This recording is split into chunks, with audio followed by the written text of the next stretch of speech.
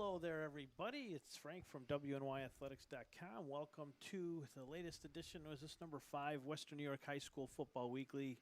Frank Wolf with my tag team partner, Tom Prince, who refused to wear the mask today, the Rey Mysterio mask, but that's quite all right. Our show's... I had the guy in the robe from New Fame. We had the Ric Flair robe, though. Saw that. You were getting close. You're dressing for the party. He was trying to tell you something. This show is sponsored by Howard Hanna, and we have an absolutely brand new, awesome sponsor, too, that's joining us this week, and that is Western New York Immediate Care. Thank you very much for joining the WNY Athletics family of advertisers, along with G&G Fitness, Logistics Plus of Buffalo. And, Tom, you got two as well, your buddies? Yep, we got Dr. Mo, who's the chiropractor, and then we also got RES Physical Rehab. Yep. So, and there's still plenty of time and opportunities for you to advertise with WNY Athletics and see your logo up. And basically, you're supporting high school sports because that's all we do here is support high school sports. Tom's got a full-time career. I have a full-time career.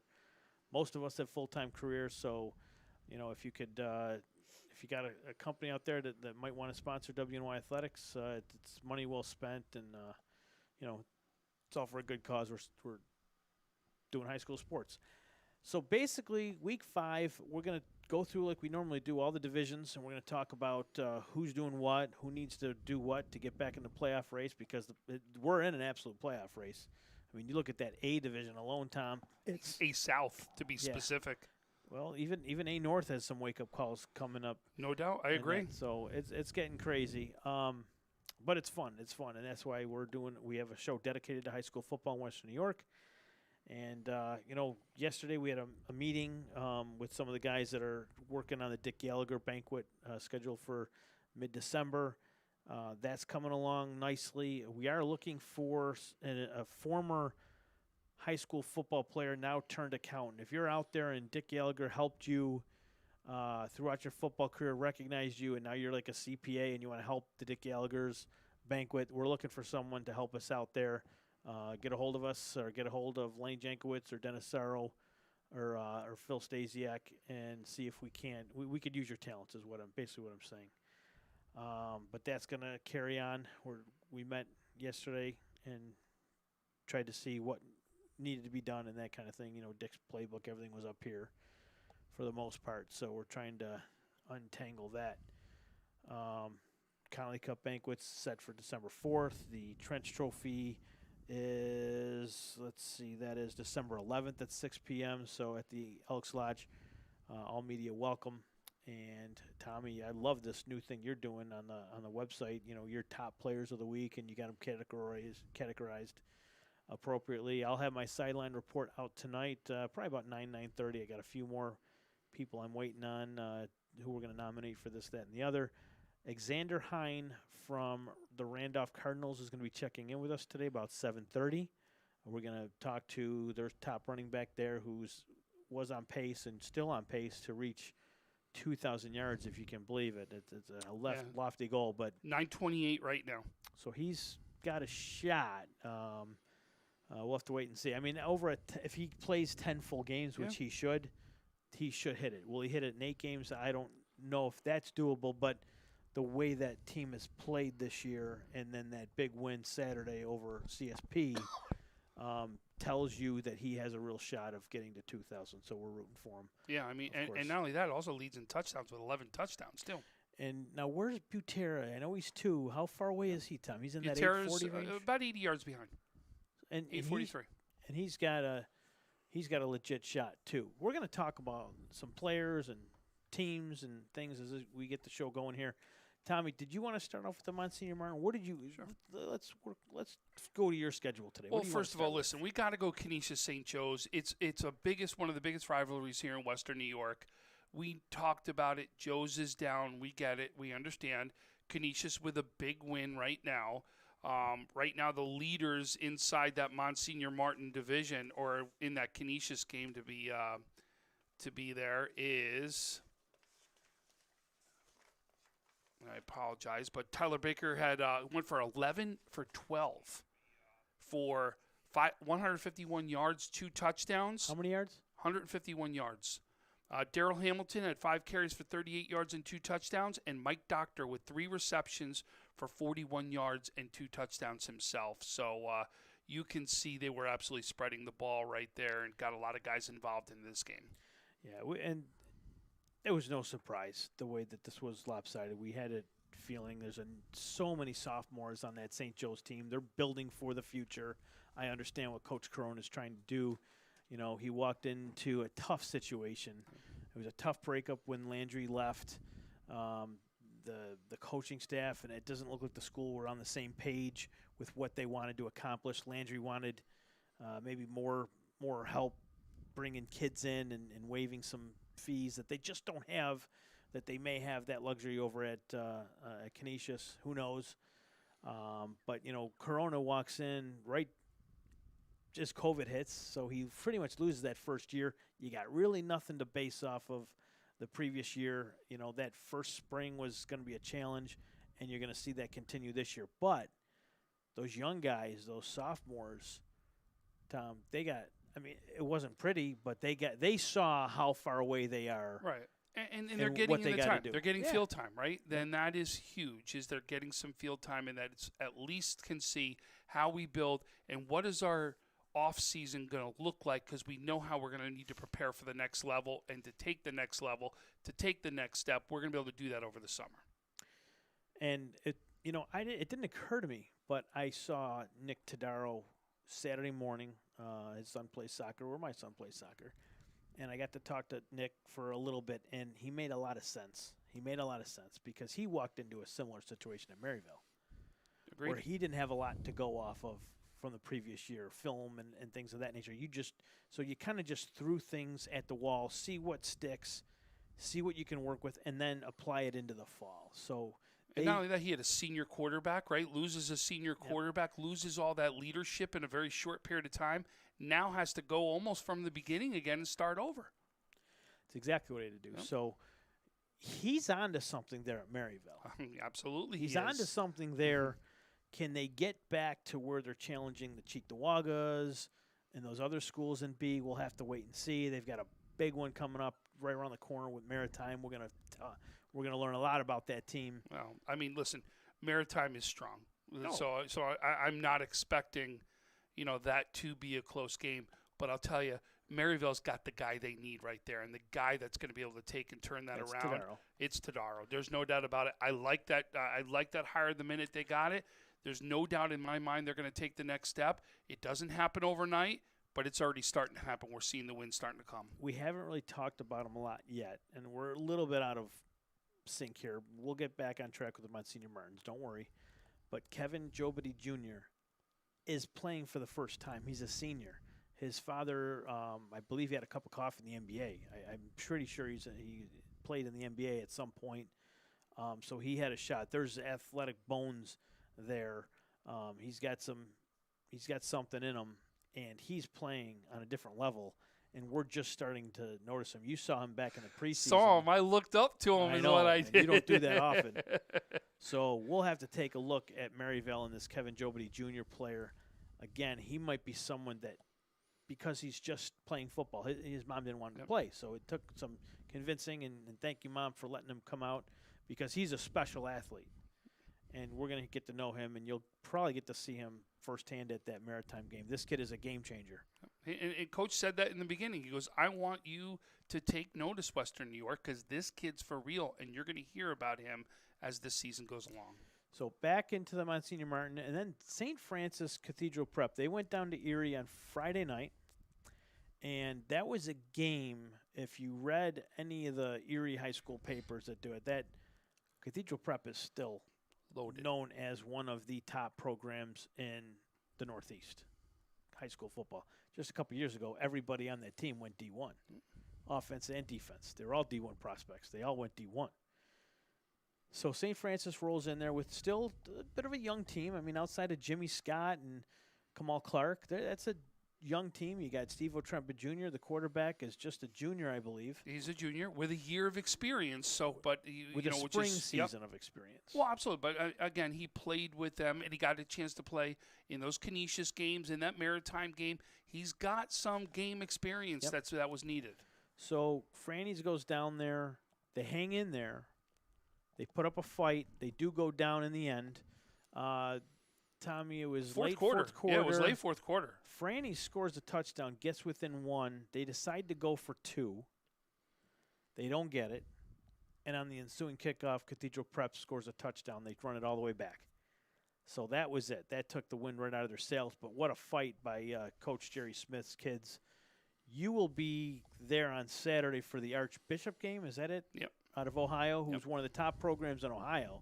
So they are getting ready for Canisius. That's why Coach Smith schedules those games, because they know how they have to be on top of their game if they're going to play Canisius, which is, to me, Tom, and, I'm on that state ranking, they are, to me, far and away ahead of anyone else in Western New York. They're just loaded. I mean, you try to find a weakness on that team. Where is it? No, I don't know. The long snapper? No. They're all good. I'm on the poll, right? Yeah, I'm on the poll here in Western. Yeah. They're number 1. I got them number 1. I've had them number 1 since early on. But here's the team who's going to be ready for that game. Do not think this is going to be a walkthrough. Do not think this is an automatic for Canisius. St. Francis is ready. I mean, here's some of the stats in that Cathedral Prep game. Ricardo Kidd, 28 carries, 184 yards and a touchdown, right? Otremba, 17 for 32, 212 yards, a touchdown and interception. Plus, he carried the ball 16 times for 41 yards. And then Logan Riska, 6 receptions, 81 yards, and a touchdown. You don't have him down, but I know Jimmy Scott had at least 40-something yards on the ground and a touchdown. And I want to say he had a sack or 2. Could be wrong there, but I thought I read that he had at least 1 sack. Maybe he had 2. But Jimmy Bear Scott is going to be a difference maker in that Canisius game. Yep. He's got the agility, the athleticism to get to Baker, the quarterback. So we'll talk at length about that game, and that's week 8, so we got ways to go. But that game is circled on everyone's calendars. And like you said, though, St. Francis is playing a schedule that is prepping. This is going to be a game. Please, if anyone does not think it's not going to be at least a game, you're going to be mistaken, because I think both these teams are going to go head-to-head. It's going to be a phenomenal game. There are times, just a couple years ago, Francis was on top, just dominating, and Canisius was young. Baker was a young quarterback, and they beat Francis in the championship game. Yep. So, those kids, they know each other quite well, and we thought Francis was going to beat Canisius that day. Maybe not the heavy favorites, but it was Canisius at the end that won the MMA championship. So anything can happen. St. Mary's got another big win. I guess you could call it over Cleve Hill, non-leaguer, but Christian Lewis. Is it Christian Lewis, right? Yeah, Christian Lewis, 17 carries, 321 yards, and a touchdown in that one. He's just unbelievable. I still don't know who won the Timon game last week. Timon, JFK won 6-0. Okay. When did they report the score, or when were they going to report the score? I have JFK 6, Bishop Timon nothing. Devin DePasquale threw for 34 yards in the touchdown, and also had 20 carries for 60 yards in that game for JFK. 27 for 34? 22 for 7 for 34 yards. Oh, 2 for 7. Okay, Yep. I was going to say. All right, so Timon and O'Hara still struggling a little bit, but they're playing, and that's the important thing. O'Hara just took on Franklin Ellicottville. It was a rough one, but they're playing, and I don't know who they have this week. We'll have to take a look and see. Timon will be taking on Silver Creek tomorrow. Timon Silver Creek, that's Thursday. We heard WNY was doing that game. Yep, it's the last we had heard that they were going to have that game, yep. So they'll do that game. Let's jump into – do we have time to go to Double A's, Heidi? You want to take commercial?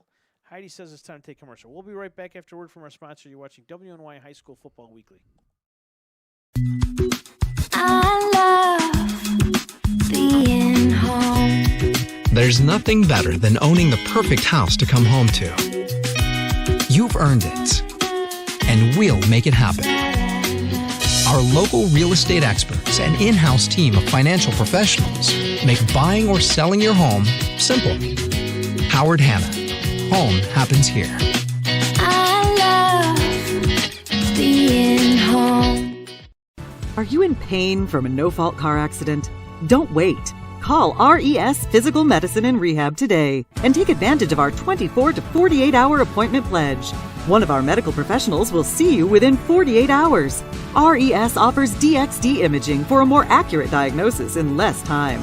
This allows our doctors to coordinate the most effective treatment plan to get you on your way to recovery faster. Feel better with RES Physical Medicine and Rehab. Click or call today to learn more. We're back, WNY High School Football Weekly. Thank you for joining us on this lovely Wednesday evening. 70 degrees out there. Pretty good. Not bad. Yeah. I'm enjoying the weather. Not too hot. You're not going to burn this guy. Casper over here. Where were we? We were talking about the Monsignor Martins. We're rolling into Double A. You were at that Bennett Orchard Park game. And, Tom, I was at Bennett Thursday night. You guys were getting ready to call the Will South Park game, which was an epic game. And in the parking lot, I was talking to some of the guys from Bennett, and I saw a confident bunch. I don't want to say I saw an overconfident bunch, but a couple of the guys remarked they were getting ready for Lancaster. And I turned to one. I didn't know who it was, but I said, "You don't play Lancaster.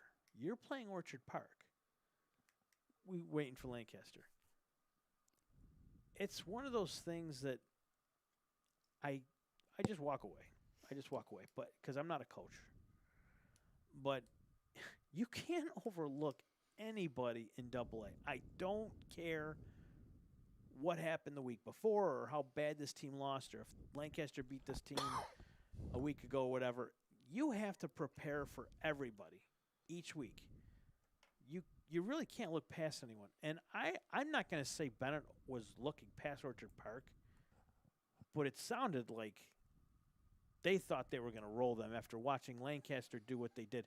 Ben Gotella had an unbelievable game against, to me, one of the top defenses and some of the best cornerbacks in Western New York, and he picked them apart.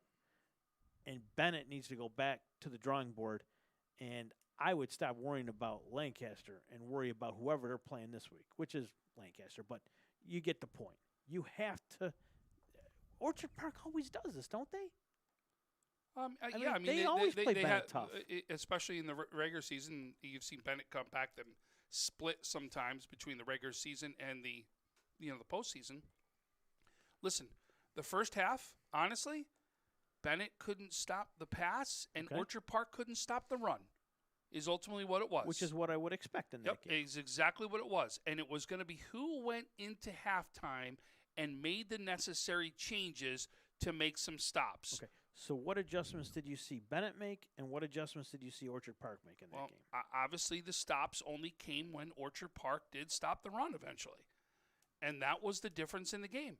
And then once they kept scoring Orchard Park, and then Bennett had to go to the air a little bit, that's when Orchard Park really stopped them then. Okay. But I will tell you, I thought Orchard Park made some great adjustments at halftime to help stop that run, and it could have been probably the biggest difference in the game right there is the changes that were made at halftime. So Orchard Park, a team that lost some confidence after that Lancaster game, because, Tom, we both thought this was Orchard Park's time.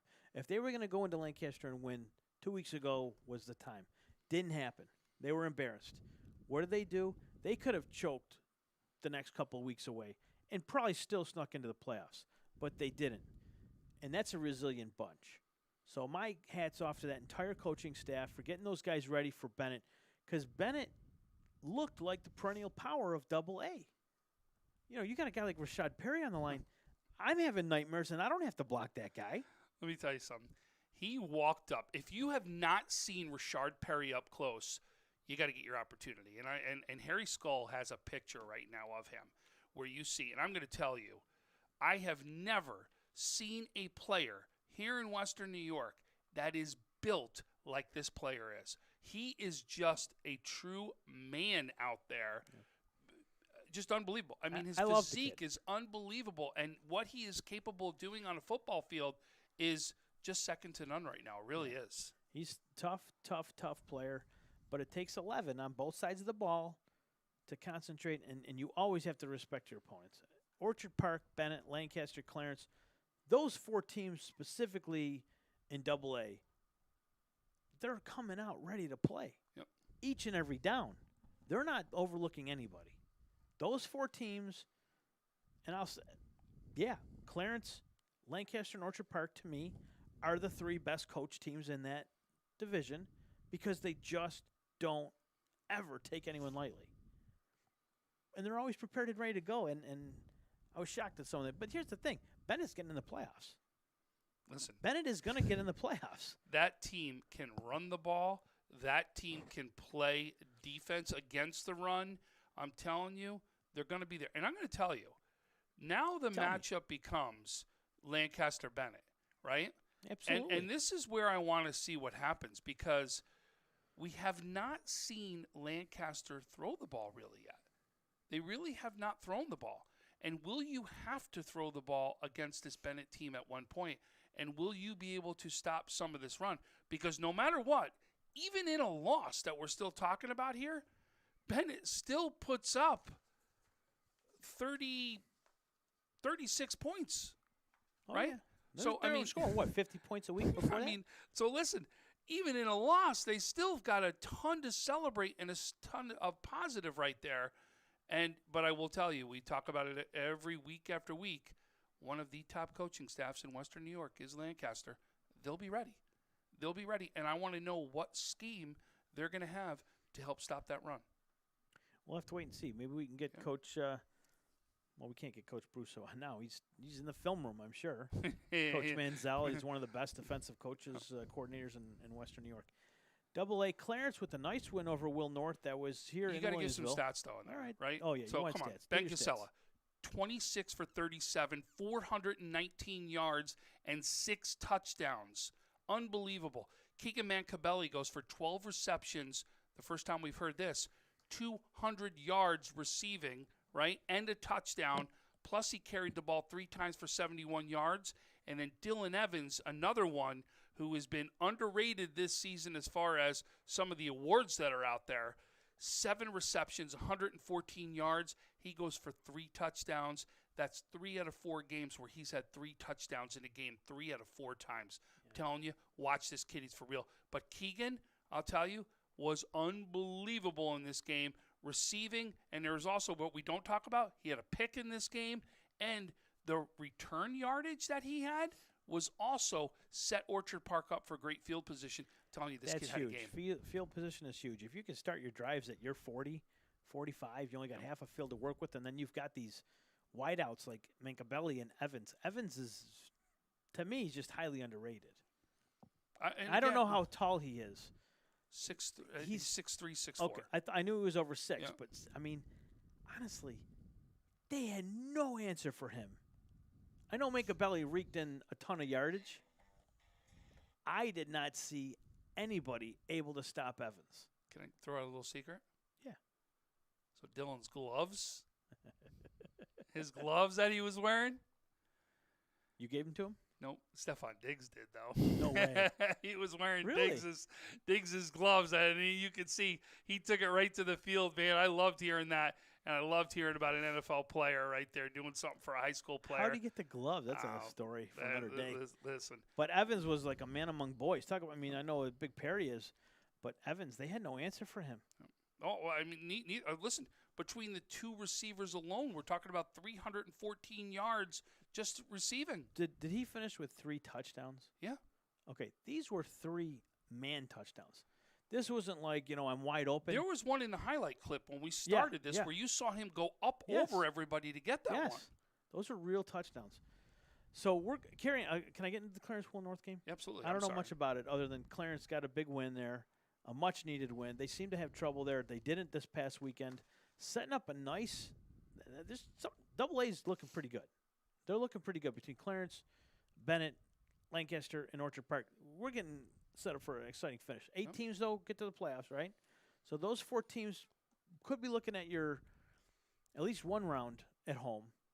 I don't know if we're going to have to go through All High Stadium, if we have to go through Orchard Park to get to Orchard Park. Oh, or is it Lancaster? Lancaster is Clarence out of this. I still don't think Clarence is out of it by a long shot. No, not at all. Listen, they're going to be led. They're a running team. They are strong. They've got one of the top offensive lines in the area. They're going to be led by running back Scott Raymond, who carried the ball 14 carries for 114 yards, and Julius Perry with 5 carries for 73 yards. We've already talked about Garrett White, too, at the quarterback there. boy, that kid can run the ball. That kid can pass the ball. That kid can tackle. He'll play defense. That kid is also a big leader on that team. I'm telling you, this team from Clarence, they got a lot of heart, a lot of guts. We're going to hear more from them. And I believe Garrett, he was a Conley Cup this week, so good job to Garrett White from Clarence getting on that list. A lot of guys, a lot of big names haven't been nominated yet, but that's going to start changing. You're going to see some of the guys come up that you haven't seen. I don't even know if I've seen Jimmy Scott yet, but you're going to start seeing those kids that we've talked about for the last few years. You'll start seeing their names. You know, let's go into Tom. Sweet Home got rattled in Lockport. Rattled. Yeah. Now their starting center was out. Dion, what's Dion's last name? Dion, the running back, who we saw out for breakfast. He hurt himself. He might not return anytime soon.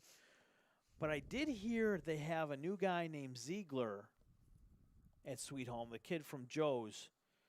He tried to go to – he left Joe's, tried to go over to Maritime Health Sciences, Section 6 blocked it, and he had to go back to his home school, which is Sweet Home. So he's there now. Now, can he help that team? We'll have to wait and see. He didn't see much playing time at Lockport, but give it up for Lockport. I mean, that Sweet Home hasn't been beaten like that. Now, you had looked at that schedule for Sweet Home, and maybe this is a little suspect that they're 3-0 heading into this game, and I agree with you. Mm-hmm. It was a sloppy win over Kenmore West. Sloppy win over Kenmore West. A lot of turnovers. We were waiting to see. The beat of their schedule's coming up, which is what we're going to say is this is it. We're going to see how good Sweet Home was, is what it was. And listen, I'm not even going to say this game said the whole story. You're missing 3 of your top players. I get that, right? So it didn't tell the whole story. Nope. But it just shows is we're going to learn it, though, a little more because you got some games which we're really going to see how good you are. And you know, Tom, you're not going that far without depth. Yep. Especially in AA and A. You need that depth. Now, you get down to B, C, and D, and you notice a lot of kids are going both ways. You don't necessarily see that in A and AA and in those upper Monsignor Martin teams. So we'll have to wait and see. You need depth in A, AA if you're going to go all the way down the road, down the 90 there and do something. You got some stats? Yeah, Lockport quarterback had 5 touchdowns, in that game. Jason Green, 18 for 28, 175 yards for 3 touchdowns in the air. Carried the ball 4 times for 15 yards and 2 touchdowns. And then Kai Tran had 7 receptions for 62 yards and a touchdown. And you can just see that Lockport did have a day out there and led by their quarterback. Absolutely.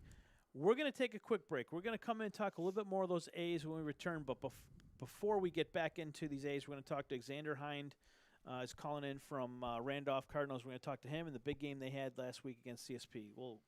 Let's step aside and hear from our sponsors. I love being home. There's nothing better than owning the perfect house to come home to. You've earned it, and we'll make it happen. Our local real estate experts and in-house team of financial professionals make buying or selling your home simple. Howard Hanna. Home happens here. I love being home. Are you in pain from a no-fault car accident? Don't wait. Call RES Physical Medicine and Rehab today and take advantage of our 24 to 48-hour appointment pledge. One of our medical professionals will see you within 48 hours. RES offers DXD imaging for a more accurate diagnosis in less time. This allows our doctors to coordinate the most effective treatment plan to get you on your way to recovery faster. Feel better with RES Physical Medicine and Rehab. Click or call today to learn more. Welcome back to WNYathletics.com. This is High School Football Weekly.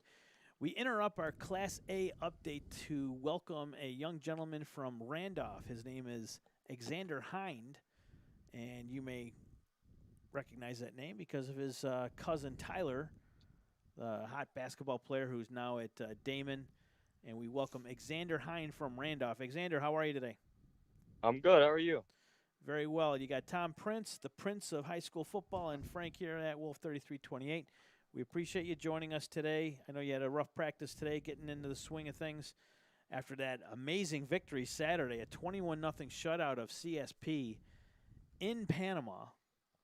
And Tom, I got down there, and it was a hard-fought, heavy-hitting game. A lot of flags, a lot of hard running, a lot of quarterback sacks. I think I counted 5 sacks there.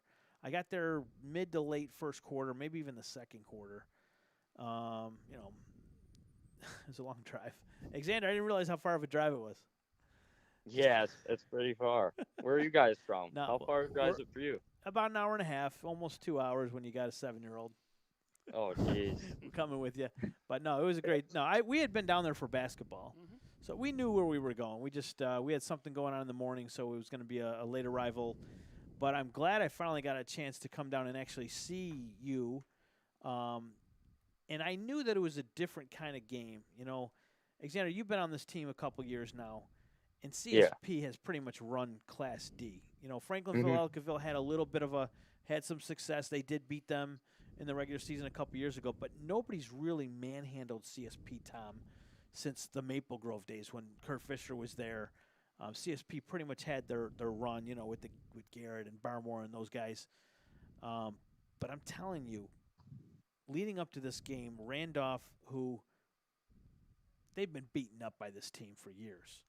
Now, last spring, Ty Harper told me that Randolph was a hard-hitting, tough team, and they were going to struggle this year against Randolph. He knew back in the preseason. So it's no surprise that we're seeing Hind and Paget and Brent's team do so well because they've paid their dues and they've stuck to the game plan.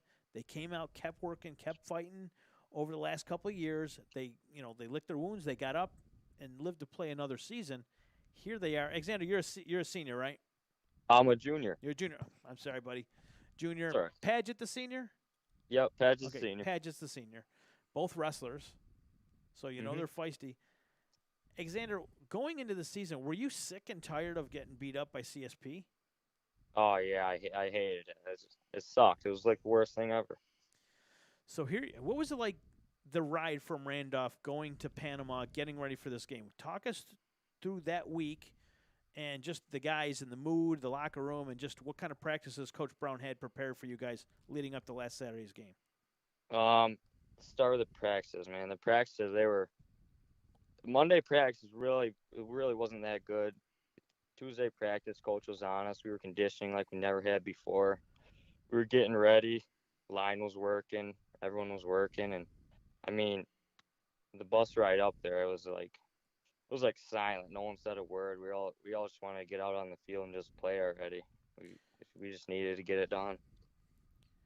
Western New York got a close look at you 2 weeks ago when you were at Depew, a 44-28 win there. You guys were rolling 3-0 heading into CSP. They were 3-0, so it was just a collision course of two very tough teams. Was there something that you saw in film in that leading up to this game that you thought you might be able to exploit? And why did it seem to me that there's just seemed like a lot of hostility? There's a lot of penalties, a lot of flags, a lot of stuff after the whistles. Do these two teams just not like each other? Or is it, like I said earlier, just finally you guys had enough of getting beat by this team? You wanted a piece of that division. Is that where things were going? Yeah, I mean, I think it's just the two teams. They love the sport so much, and it's just we both wanted it so bad. So, I mean, we were just willing to do it at all costs, and we did it. We did it how we had to do it, and I think we did it pretty good. Talk about your relationship with your teammates and Paget in particular. Oh, it's like family. We've all been playing football together since we were like 8 years old. So this team coming up, we actually had a bunch of success when we were younger. We were winning Super Bowls and stuff. So yeah, we're all like family. We all know each other. We're awesome. And then me and Patch, we got an awesome relationship. Obviously, we wrestled together, so that's another like 4 months we're together out of the year. Sander, what's your weight class in wrestling? This year I might 170. Okay. 170 I'm going this year. Did you take the spring off? Yes, I did. Okay. I played baseball. Okay. Alexander, you're in that we could see 2,000 yards this year. You know, we look at your stats through 4 games, you're just under 950. the rate in which you guys are playing, the way you guys are playing, it certainly looks like you're heading to the postseason in a deep run where you're playing. I don't know if D-Town, if there's one semifinal, one win to get to the rail for if it's 2 games they got to play. It should be 2 games, but It's usually one, and then because they'll have a couple buys in there. yeah. So, Alexander, the table's set. Do you even look at that? Do you pay attention to that and just talk about being so close, or literally have the opportunity to hit 2,000 yards? I mean, yeah, that I do look at that a lot because actually, the record holder for the Western New York rushing yards in like a single season for Class D, he used to go to my school. It's Chris Dubeck. He was on the state championship in 2013, so he actually has 2,536 yards. So yeah, that's a huge goal of mine. I'm trying to beat that actually. Okay. Well, you're looking pretty good so far. That CSP game. So you get by CSP, big win there on their turf. Now you got Portville coming up, and they just lost one. I think they've lost 2 in a row, Tom. Yeah, their last loss was to Allegheny Limestone out of conference. Out of conference. And then the loss to CSP the week before. All right. So heading into that game, I mean, do you still prepare for them just as tough, just as if you're playing another CSP, or do you see a team that might be, kind of still maybe lost a little bit, that they lost less confidence than they had maybe heading into the season? Just talk about your thoughts going into this game against Portville. I think this week we're preparing just as hard as CSP because this is the team we could play to go to the route. So we want to make a statement in this game, and we want to know like they can't beat us. All right, so you got Alexander Hind. You're going to get Portville this week. Then you go on the road to Silver Creek, a team that's had some injuries. All right, let me get a word in here, edgewise. All right. All right. Listen, Xander, a couple questions. You're at 928 yards right now, right? The secret to that success comes from the line in the trenches. Talk about how strong that line is and how it's making a difference in your running. Yeah, our line's incredible this year. They always work at practice. Actually, one of the kids, right tackle Ryan Carpenter, he's an animal. He's like almost 300 pounds. He's benching like 350. He just basically has his way with anyone. And our line's actually young. We don't lose anyone next year, so the same line will be coming back. A tight end, a tight end's awesome. Yeah, so Xander, also, you just came off a season where in the D class last year, right? You played some really tough games in the playoffs, and everyone knew you were coming. What helped you take the next step from just in the spring season we were in to now? What's the difference, and how were you guys able to take that next step? I mean, we were just sick of losing these close games to the same teams over and over again. So, I mean, our practices this year are way different. The way our attitudes in practice are way different. We all just have the same end goal this year, and we just want it. We want it bad.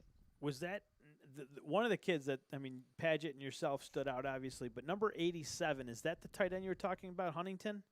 Yeah, he's a junior. He's a dude. Jaden Huntington. Yeah, he's a big dude. I mean, he is. He sees the ball well. He's listed as a middle linebacker. Is he also like a cornerback too, or a defensive back, or a strong safety? He is a middle linebacker, but you saw in the FE game we were getting beat with the passes, right? So we put like him and Luke Padgett back as a free safety so they could play over the top. So in a few of our formations, he's kind of like a safety. Yeah. And 87 can hit. I mean, yeah, if 87 hits you, you're going to feel it in the morning. Yeah, tell him I thought he did a very good job against CSP. He looked like another coach out on the field too, and he's only a junior. So, well, we wish you guys the best of luck the rest of the way. Alexander, I'm glad we finally got a chance to see you up close and personal. And I don't know if we'll see you much before the stadium. If you guys can get there, we'll see you there. All right, sounds good. That's Alexander Hind from Randolph taking some time to speak to Wolf and Prince on the WNY High School Football Weekly program. We appreciate him joining us. We're going to take another commercial break, but when we do, we're going to run through the A, B, C, and D, and Tom's got some more stats. You're watching on WNY Athletics. Don't go anywhere. We'll be right back. Paul Wolf Agency. How can I help? I got a problem. I got a big problem. The house flooded overnight, everything's destroyed, and I don't know what to do. You can relax. The wolf is on his way. What's the damage? It's bad. As opposed to good? It's 20 minutes away. I'll be there in 10.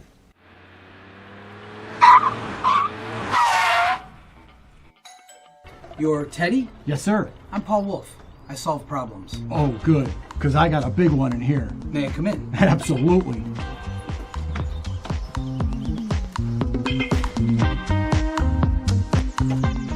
Mr. Wolf, can I get you a cup of coffee?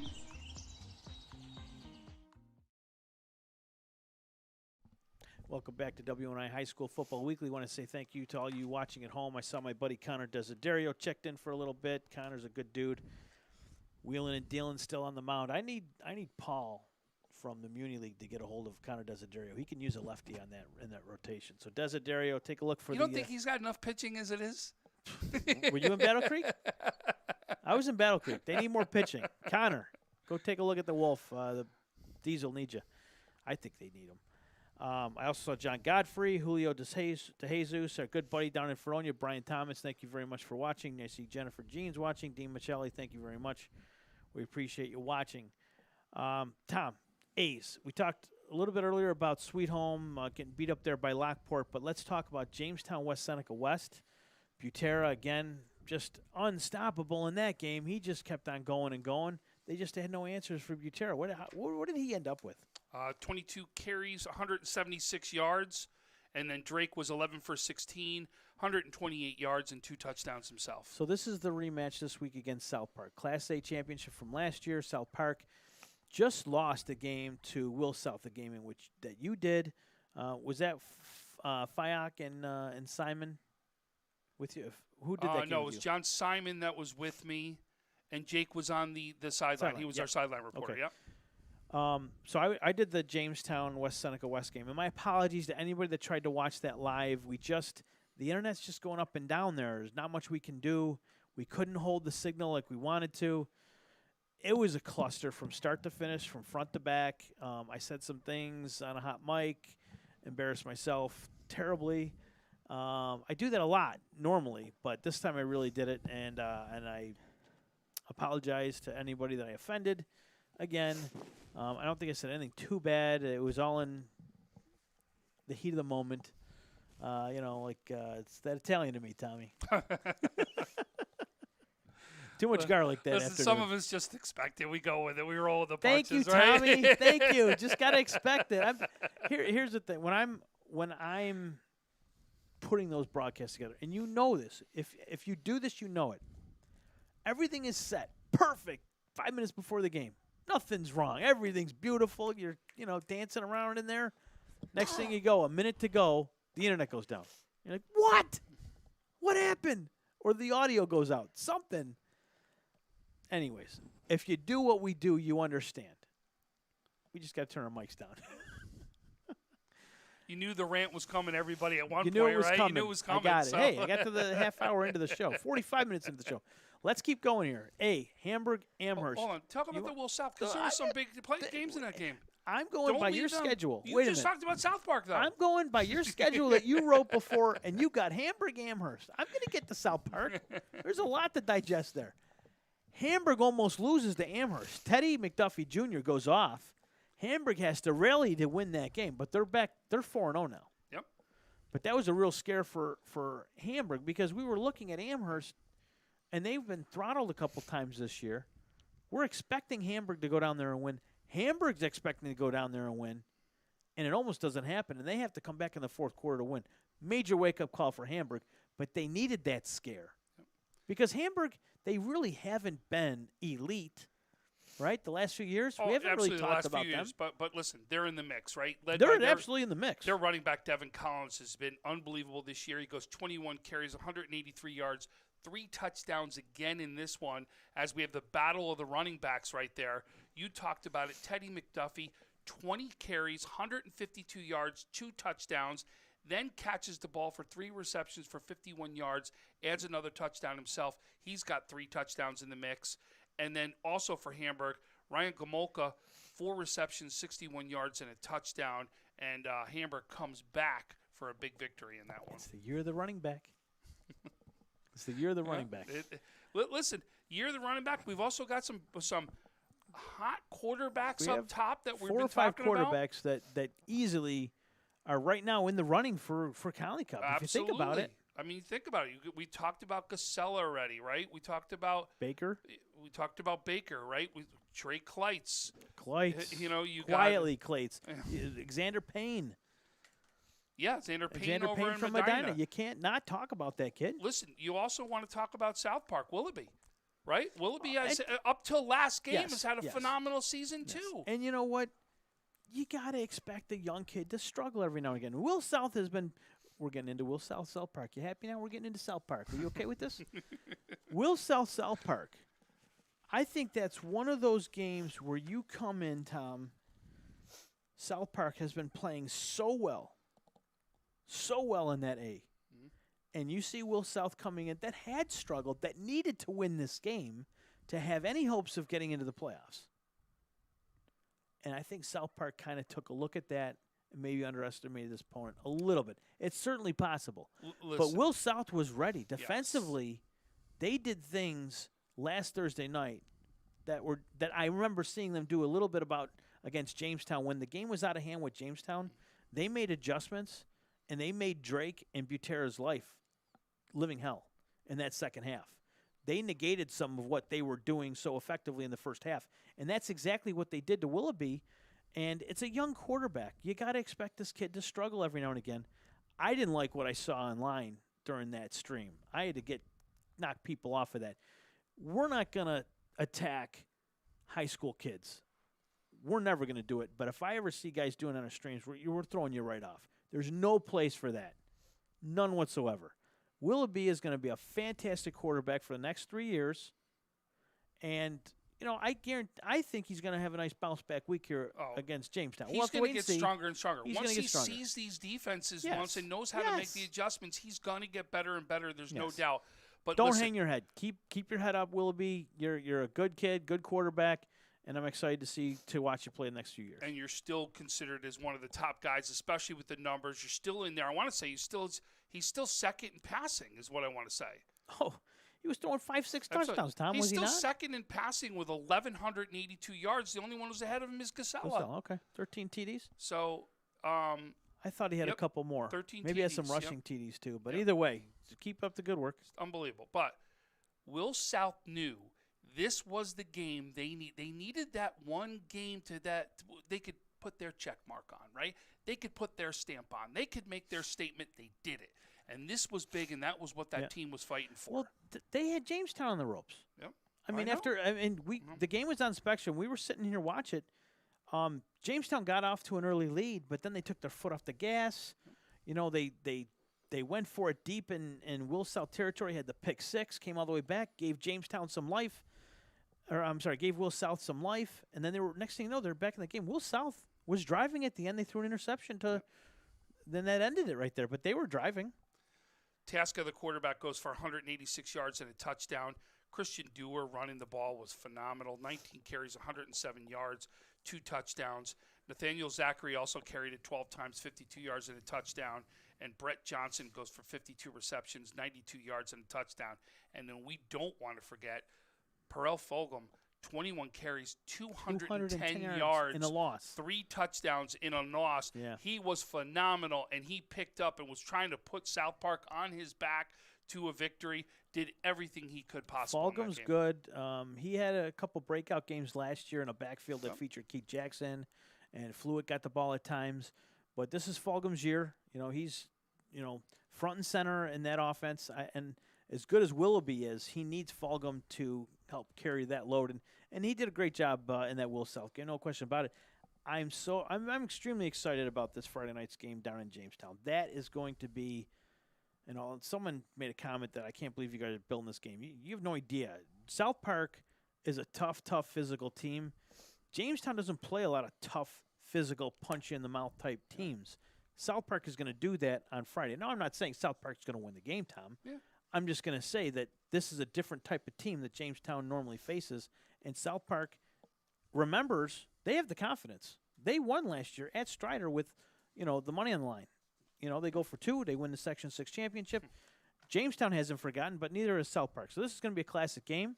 We're heading down there. I'll probably leave here around 3:30, head up Davidson's, and then we'll get over there. and Kinder's going to join us on color. Ooh. John Kinder. Did I tell you? You did? John Kinder is going to do color with Norm Rodriguez. So tune in 7 o'clock to that game. I'm excited about this Class A game. What do you want to talk about? Bees? Well, bees. Listen, that West Seneca East. We're not going to Cheektowaga start game. with Maritime? You can start with wherever you got want to Maritime start. at the top. Get Maritime, them all over. they played the 2. They played Bennett week 1, 16-0. Only surrendered 1 offensive touchdown. Got beat up by Canisius, which we expected. And they've scored like over 100 points the last 2 weeks. So Maritime is exactly where we thought they would be at this point, 2-2 in the season. Maybe we thought they might have been able to play with Bennett a little closer, but still 16-0 isn't a bad game. 2 touchdowns. One was a special teamers. Yep. Oh, that's So it just to me, it's even showing how good this Maritime team really is. So we haven't really seen a lot of Copeland just yet, but we should see him this weekend against Cheektowaga. Is that the game? Maritime Cheektowaga? I think that's who they play. So this should be their very first real test within their class. And Cheektowaga time lost a heartbreaker, did they not, to West Seneca East just recently? Oh, wow, yes, and it is. So Cheektowaga Maritime Friday night. Yes, okay, you're so correct. that's the game. So this is going to be probably the Class B game of the week, in my book, maybe. You reading any chapters in that book? Iroquois Pioneer, the game we're doing, is also going to be a big game too. Okay. But yeah, they're all. I mean, they're going to be 2 great games that we have right here. But I'll tell you this: that West Seneca East Cheektowaga game.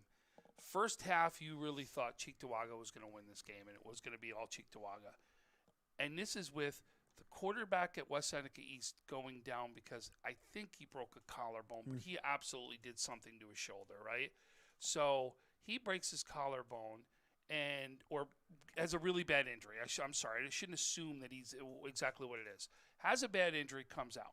They bring in another quarterback, and then eventually we'll go to a third quarterback in this game, and he's the one who has the winning scores in this game. It was just unbelievable. It really, I mean, just to see the way West Seneca East comes back in this one. And not only that, Cheektowaga was winning. Cheektowaga actually scores first in overtime, too. Okay, were they up 21 at one time or 3 scores? Not 3. I want to say it was 2 is where they were because the final score was 29-28. Okay. But I'll tell you, you really thought, and then Cheektowaga, when they scored in overtime, East scores, and you're like, boy, this is just going to go back and forth. And right away, coach goes, we're going for 2. Okay. And went for the 2. Got the conversion. A lot of people were complaining about the conversion. They said they thought the ball came out before he crossed the line. The refs that were right there said no, he had crossed the line first. Then the ball came out, touchdown because he breaks the plane. Okay. Is what the call was. And again, I can never tell you where I was, what it is, but that's the call, and that's what they're going to do. So, at the end of the day, West Seneca East and Cheektowaga by a hair. Yeah. Literally by an overtime hair and a controversial call at the end, if you want to call it that. Warburton had a good day. 14 carries, 116 yards, 2 touchdowns. Matt Barr is. And that's a tough West Seneca East defense and a tough line. So. And I'm going to tell you, he is a beast, and I mean that in a very positive way. Like, he is tough to tackle. He literally would hit somebody. It'd be another 5 yards, another 5, 6, 7, 8 yards after the first hit, after contact. He was just showing how strong he was as a back. What about this sophomore quarterback? Is he hurt? Barr. Yeah, he hit made some big passes in this one. Okay, but did he get injured in this game? Is what I'm saying. I thought I saw something where he got injured. I'm hoping not. Not that I saw or called on the game. Someone let us know. I thought I remember reading something about the quarterback got hurt. I hope that's not the case. I could be mixing them up. But Cheektowaga's got a thunder and lightning type combo right there. Okay. Henlin's another one on there. 10 carries, 107 yards in that one for a Very touchdown himself. And you're talking about both of them were going back and forth. I like this Cheektowaga team. I'm going to tell you, everybody. The reason why I like them, they're going to get better and better and better. The same reason we talked about Willoughby and the success that he has, Barr's going to be doing the same exact thing. Okay. And I talked about this on air. This kid is a baseball player with a gun. We're going to be talking about him in the spring season of baseball. I'm telling you, this kid's legit. He's got the arm to back it up, and we're going to be talking more and more So about I him. went out there, I think just before the season started, and I actually was impressed with his footwork, the way he can get bounce out of the pocket. I don't know, sounds like he's even made some more improvements there. So just being a sophomore, he's got some time to climb there. But that team has to make a move this year because they lose players after this one, right? Cam's, Yeah. if I remember correctly, Cameron's a senior, so they need to get going this year. And this is no better time than the present. Can they keep the Maritime offense off the field that scored 100 points in the last 2 weeks? Can they keep them off the field? And the only way to do that is to have that Thunder and Lightning ground game going for Cheektowaga. Let's keep going here. Can I make just a? Yeah. We're not going to talk about the Olean East Aurora game. Olean wins 32-6. I want to throw a special shout out. A player I've coached in baseball for a while, unfortunately broke his collarbone in that game, in the East Aurora Holland game. Dylan Austin. Dylan, we're thinking about you, buddy. Get better. I got a chance to see him at one of the games in Orchard Park, and he had his. It was in a sling. And listen, Dylan, thinking about you, buddy. I know you've been playing fantastic this season on defense. Keep it up. Can't wait to see you get back on the field. Let me retract. I got a message from Cam's dad. Derek Cameron is just a junior. I thought he was a senior. Good to know. Cheektowaga can build off of this then. Down in Beestown, we talked about, who else are we still talking about in the Bees? Iroquois, 69-0 Lakeshore. Clates, 303 yards, 5 touchdowns. Barry, 13 carries, 151 yards, 4 touchdowns. Unbelievable. Yeah, that team is loaded. So we're looking at, if we want to jump ahead, Tom, because we can, you got Iroquois. You got Maritime. You have Cheektowaga still very much in the mix, and West Seneca East, right? Those 4 teams. Is there another 1 or 2 teams that you could think of off the top of your head that may have something to say about this at the end of the year? I had my standings turned up a little while ago, and I lost that page. But I got it right here. You got it too? So the B right now, Albion. So Albion is the team we don't know much about, and I'm pretty sure they're off again this week because of a COVID scare. I don't necessarily know if it's theirs or another team's, but I thought they were off this week. And Albion, and I still want to see what Dunkirk does with more games. That's another right. And Pioneer. Pioneer still. Listen, you had their loss to Iroquois. Lost to West Seneca East, which is one of those teams, right? Let's see how they come play against this Iroquois team. Can they slow them down? Can they do something there?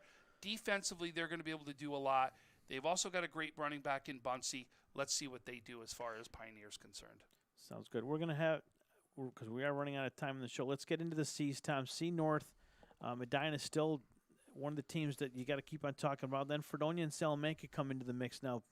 So why don't we talk a little bit about Fredonia and Salamanca, because you guys are doing that game Thursday night. You're heading down there tomorrow, taking the road crew down, and you got 2 teams that are unbeaten, and they've been waiting to get at each other and talk about the job Nick Whitfield's done and Matt Lauder, and then you got a couple of studs there in Salamanca. That's just 2 freight trains that are going to come at it really tomorrow. Is. It's going to, this is what you talked about. I remember one of the first broadcasts we did this year, right? You said to me, the one thing that Fredonia was taking a lot of pride on is how good their line was this year, right?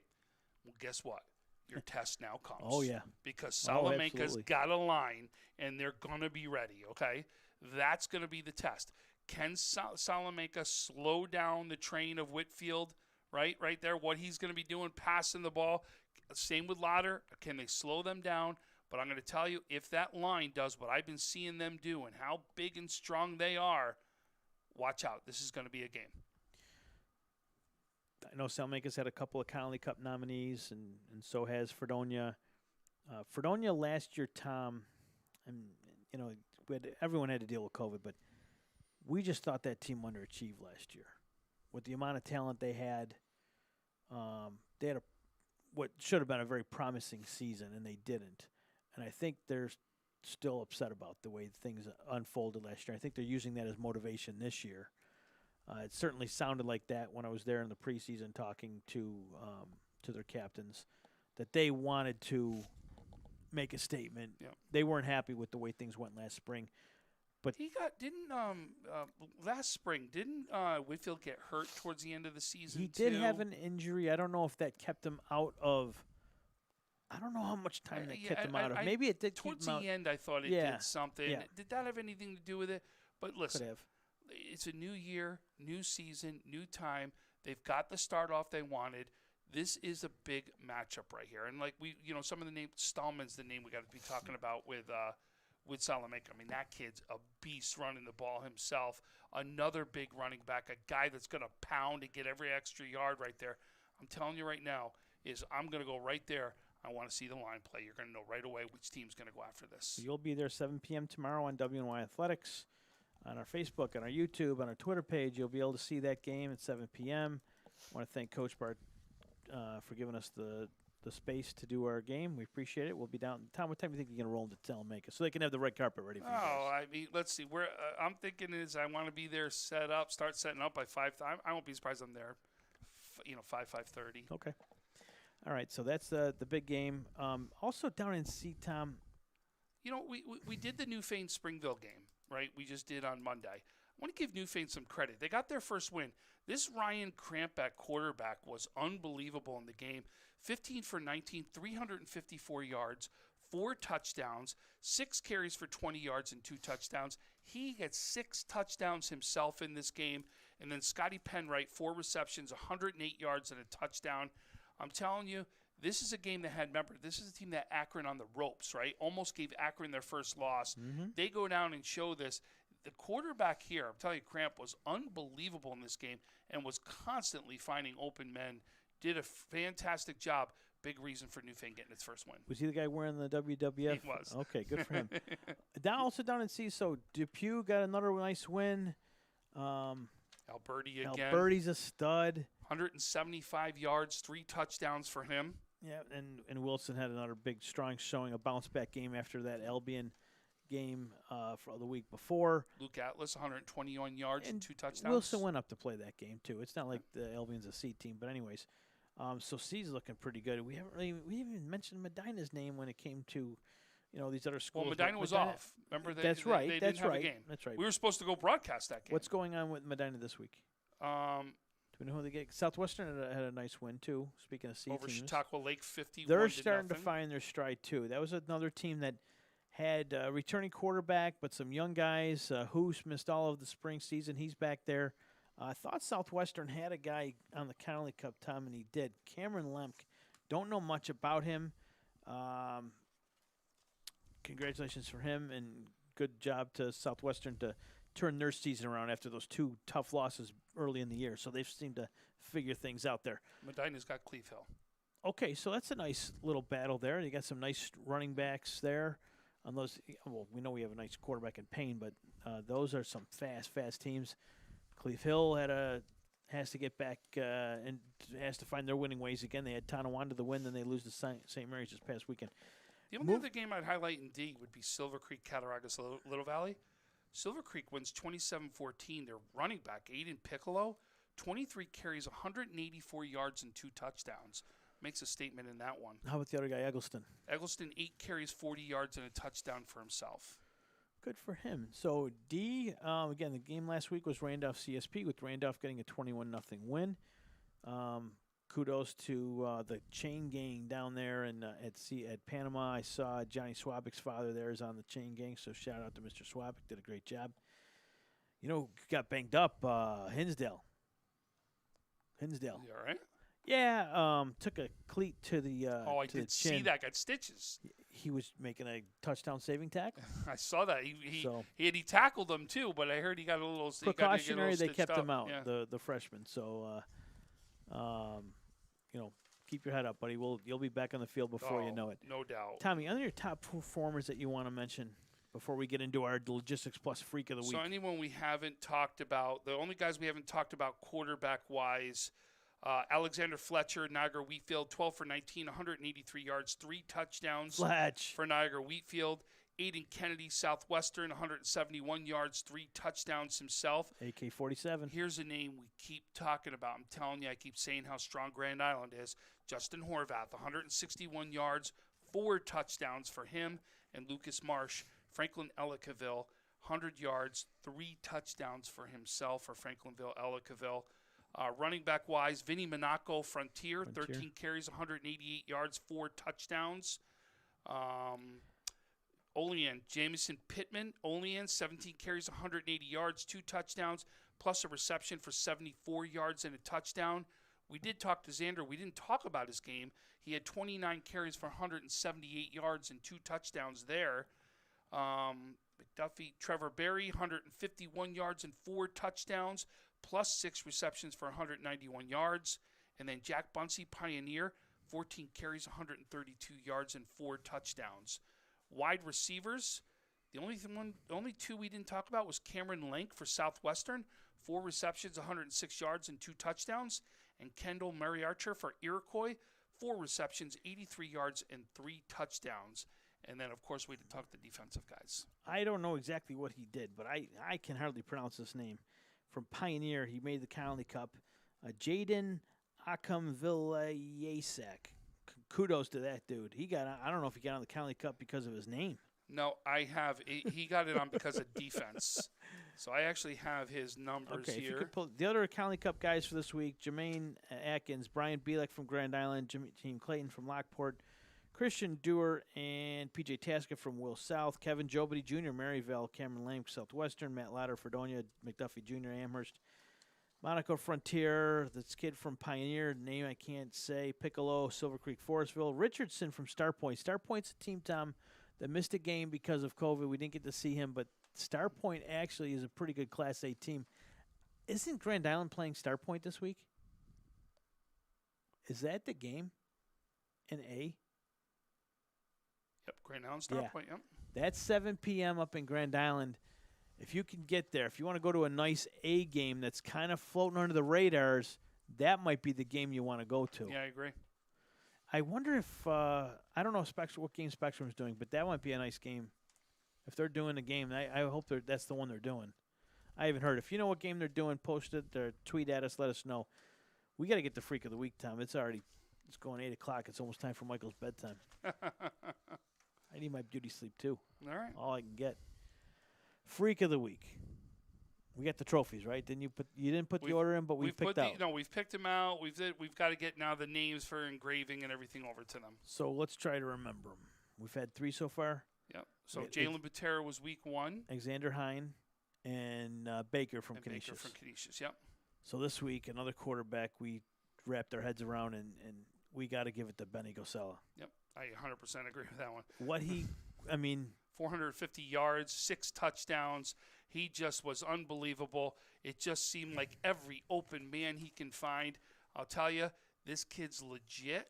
He's somebody that we absolutely think a lot of, and he's a true leader out there on the team. And he didn't do this against Touch Tech. Nope. He didn't do this against Niagara Falls. He did this against Bennett. So, Ben, you're our Logistics Plus Freak of the Week for Week 4. We will get those trophies out next week. They're coming from Tony Martin's. We want to thank everybody for watching us. Oh, Maritime Cheektowaga is the Spectrum game. I just got that from Denny Sarro. Thank you, Denny, of the County Cup. That's a great game. Wow, Maritime and Cheektowaga to be on Spectrum. So I'll be down in Jamestown watching that game. You're going to be at Iroquois for Pioneer. And then Saturday, you're doing St. Francis Archbishop. I'm doing North Tonawanda Sweet Home. Before we end the show, folks, we got to do a better job in the stands and controlling our kids and the language. And I read a couple incidents, came floating through. An 11-year-old boy was assaulted in a parking lot. That's unacceptable. By kids from another, not a team, but another school, like high school kids, was beating up an 11-year-old kid in a parking lot. No words. And then people were going after a coach's wife and daughters that happened to be at a game wearing opposing, they were wearing their husband's colors. And they literally were trying to get them to fight, a mother and daughters. Are you people out of your freaking mind? You're out of your mind. We need to calm down. This is high school sports. Why we even got to say anything? I don't know who's raising you or what, Tom. This is my second rant of the day, but this behavior has to change. Otherwise, they're going to tell you no fans at the stadium. If you people can't figure this out, you're not going to be able to go to the games. I mean, they should honestly. Tom, can you imagine going to a game and I wouldn't see that. No. someone close to you? I mean, your son plays. All three of mine have played. So I'd hate to see you have to go through something like that, but folks, figure it out. You're just embarrassing yourselves. We may add a new twist this week to our broadcasts. What? Having a king or a prince? No. 2 rants? 2 guys, 2 rants? No, where we may be getting the fans involved a little bit now. Yes, yeah. Tom and I floated the idea around a little earlier about throwing one of our sideline reporters in amongst the student sections to kind of get the students involved. We may do that, if not this week. Games, unless you're crazy. I say wait till next Thursday. But, hey, we need to get the fans involved. We got to get the student sections involved. They seem to be the most well-behaved. So we're gonna try and get the fans more involved at our broadcasts, and we want to get back to the college game day feel. You know, we did it at St. Joe's Canisius a few years back.